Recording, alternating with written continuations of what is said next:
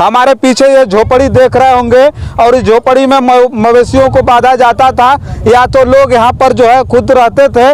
और ये जो हमारे सामने देख रहे हैं ये सारे फसलें थी जो है, इसमें जो है परवल की दीनापुर में। हाँ। तो दीनापुर में व्यवस्था होला खाना पीना ऐसा है तो खेती वेती करती हैं? हाँ, आन का वो ठकुरन का ले लेके करल जाला। अच्छा। हमन का खेत उतना है न, जमीन है ये बाड़ी आई कुल बहे लगी, केहू का ऊंच रही घर द्वार, वही जन कुल सामान नहीं कि घरे रखा जी। एक बार गोरू बछरू बाल बच्चा लेके वहाँ दीनापुर स्कूल में चल जाए जी।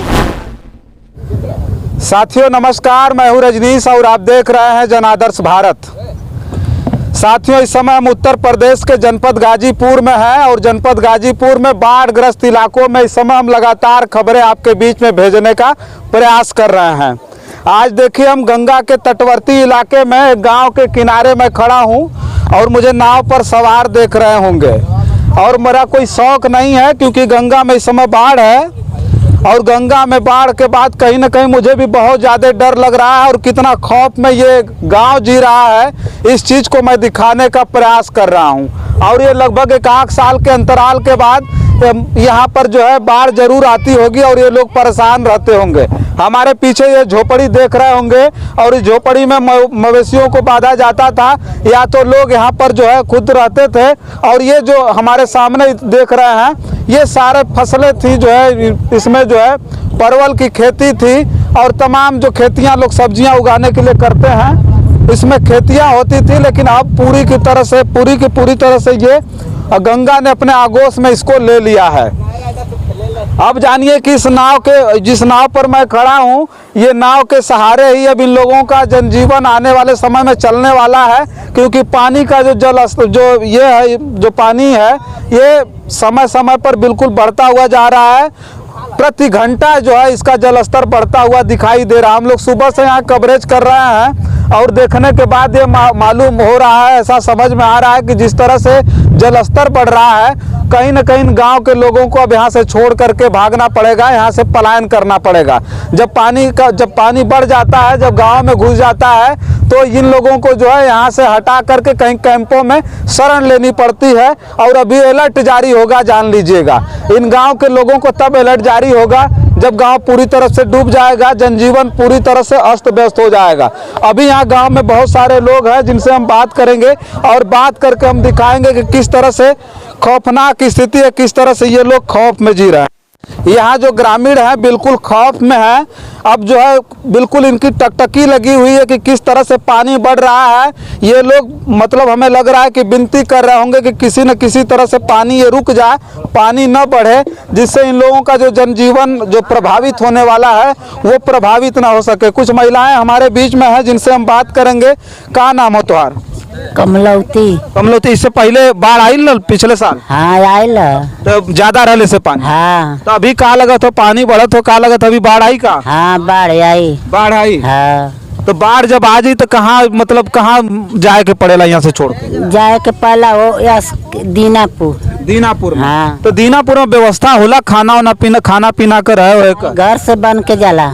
अच्छा, घरे से कुल ले होके जाए के पड़ा? हाँ, घर से बन के जाला। अच्छा। हाँ। तो ये लड़कन बच्चन और पशु वशु सब चल जाए? हाँ सब चल जाए। अच्छा। गोरू बकरी सब, मर्द में रारू जन काद गदमी रही घर। तो सरकार के तरफ से कुछ मिलेला कि ना मिलेला? अरे एगो तिरपाल मिल जाये या वह लाई नमकीन दे दी, सो काम खत्म हो जाये। अच्छा। हाँ 5 किलो अनाज मिली बस। अच्छा। हाँ। अब देखिए ये जो है जो कैंप लगाए जाएंगे साफ तौर पर मैं बता दूं वो टेम्परेरी होंगे। दिखावा सबसे ज्यादा होता है। दिखावा ये होता है कि समाज सेवा के नाम पर ढोंग करने वाले जनप्रतिनिधि इनके बीच में आएंगे और जो इनके लिए राहत का सामान लेकर के आएंगे। कुछ लोगों को मिलेगा और कुछ लोगों को नहीं मिलेगा। भगदड़ मचाने का प्रयास किया जाता है। कुछ लोग बड़ी बड़ी गाड़ियों में आएंगे और मुख्यमंत्री जी हेलीकॉप्टर से घूम करके दौरा कीजिएगा और दौरा करके देखिएगा कि इनके जो बच्चे हैं उनका भविष्य तो बर्बाद हो ही रहा है, लेकिन जब बाढ़ आ जाती है तो इनके बच्चे कैसे चिल्लाते हैं, कैसे बिलबिलाते हैं, वो आप जो है जब दौरा करिएगा हेलीकॉप्टर से तो देखिएगा। ये पहली साल नहीं है, हर बार ऐसा होता है। इनको अपना घर छोड़ करके भागना होता है। तुम्हारा क्या नाम?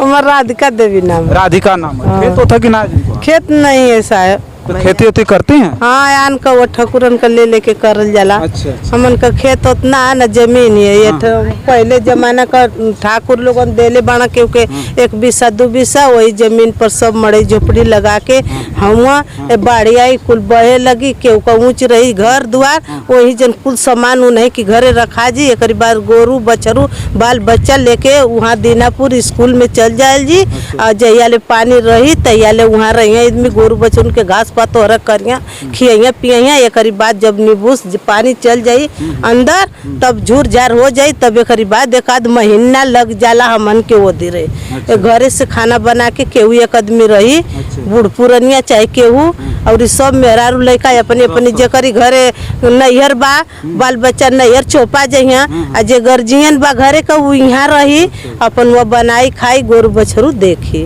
हाँ, कुल लड़का बाल बच्चा भगा जइया कि वह तो डूब जाइए ना डूब जाइए। अच्छा, कै साल पर आए ले बाढ़ ऐसा कुछ? मला 2 साल पर मला यसो आ गई पर आ गई नहीं आ यसो अभी देखा आ जानी कि का करनी आई गल बा पानी आ पर आइल ना मला हर साल ऐसा ही पानी बढ़ेला एक बार कैसे पानी ऐसे ही पानी बढ़ेला। अच्छा। ऐसे ही पानी का अनुमान लगत हो कि बारी बाढ़ आई? बाढ़ का तो संभावना लगत बा जब हिया आ गई तो बाढ़ का संभावना लगता बा पानी बढ़ते बा एक बाद वहाँ रहती तो आशा रहत कि मतलब लौट जाइए मगर आवे के बाद विचार देखा का करे नी माता जी।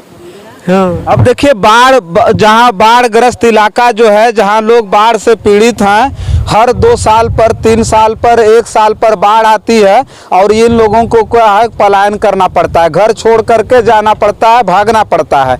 अब जिनको जो है जो लोग तटवर्ती इलाके से नहीं हैं और अधिकतर गंगा के किनारे जब आएंगे तो मछुआ समाज जो है बिंद केवट मल्लाह समाज के लोग हैं जो आते हैं और गंगा के किनारे सबसे ज़्यादा आप उनको पाएंगे। लेकिन जो इनके पास खेतियाँ नहीं है जान लीजिएगा जो यहाँ के मूल निवासी हैं उनके पास खेतियाँ नहीं है दूसरे का रेगा करते हैं दूसरे की ज़मीन पर ये खेती करते हैं। और समझिएगा कि जो खेती पूरी पूंजी लगा करके जो लोग खेती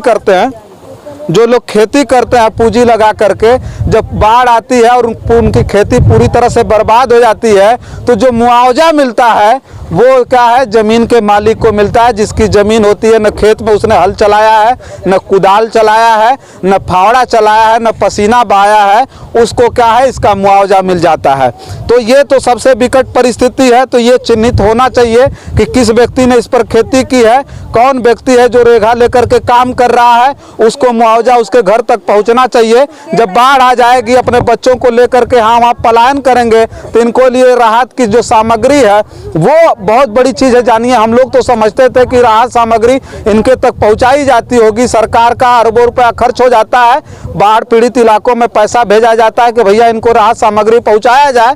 लेकिन उस राहत सामग्री को भी कहीं ना कहीं यहाँ अधिकारी जिनके मुंह में वो खून लग चुका है वो तुरंत क्या करेंगे कि उसको भी भ्रष्टाचार में लपेट देंगे पूरी तरह से उसका बंदर बाट करके खत्म कर देंगे। केवल ढोंग करेंगे दिखावा करेंगे कि इनके तक राहत सामग्री पहुंचाई जा रही है। लेकिन हम कटान का एक दृश्य और दिखाएंगे। देखिए महोबलपुर गांव है और उसके सामने एक बहुत बांध बनाया जा रहा था देख लीजिएगा। अब पूरा पत्थर लगाया गया है और उजड़े चमन की तरह पत्थर आपको दिखाई दे रहा होगा वीडियो में। इसकी हालत हम बता दें तो किसी ठेकेदार ने ठेका ले लिया होगा और बनवाने के लिए चूंकि कारण ये कितना विरोध करेंगे बनवाने के लिए अपना बांध बनवाया पत्थर इसी तरह से फेंकवा करके छोड़ करके यहाँ से गायब हो गया। अब जानिए कि ये बात से कोई मतलब नहीं है पानी पसरता हुआ आ गया है सीधे इनके घर में घुसेगा बहुत ज़्यादा समय नहीं लगेगा और कुछ दिनों के बाद जब कटान होगी तो किसी तरह से घर बना करके रह रहे हैं। 1-1 बिस्सा जमीन की कोई इनके पर तरस खा करके पट्टा कर दिया होगा 1 बिस्सा 2 बिस्सा 4 बिस्सा भूमि पर अपना निवास करने वाला यह मछुआ समाज पूरी तरह से कटान में भी इस गंगा में बह जाएगा। भविष्य को दयनीय स्थिति जो होने वाली है जो खौफ का मंजर इनके ऊपर अभी चढ़ने वाला है उसको लेकर के कितना चिंतित है हम दिखाते रहेंगे। तब तक के लिए आप देखते रहिए जन आदर्श भारत। मैं हूँ रजनीश बहुत बहुत धन्यवाद।